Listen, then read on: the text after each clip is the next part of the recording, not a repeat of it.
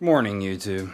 It's another rainy day. You come out to your already messy garage. You're ready for work. You come out, hit the key, engine sputters, and the engine light comes on. What do? So you either plug in your scanner or you take it to the garage.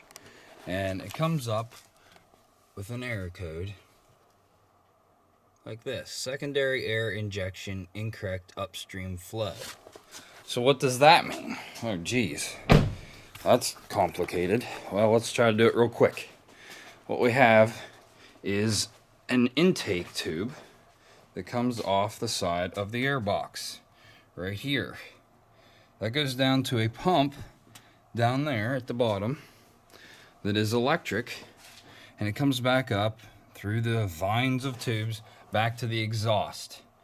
And all that does is pump air from there into the exhaust to heat up the catalytic converter. That's all it does. So where's mine at? I have an Equinox. Let's crawl underneath real quick.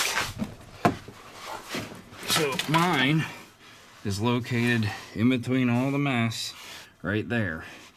There's a tube on the left that's going back to the exhaust manifold, and then the tube on the right in the front is going up to the air box that I just showed you. So there's only a few things that could go wrong here.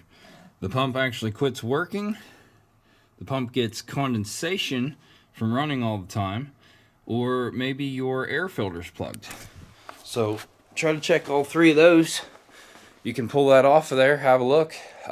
It's just a 12-volt pump, basically just a fan. Just, make sure you check your leads, put positive on positive, negative on negative. You can check to see if that fan's running. And then, make sure you're checking your air filter, check all the tubes. Like I said, one sneaks back there to the exhaust, so make sure you're checking it. Now, most of those pumps run around $200. You can find them on eBay, maybe. You can find some discount ones, maybe $100, but not too expensive, but definitely out of the pocket, going to cost you a little bit.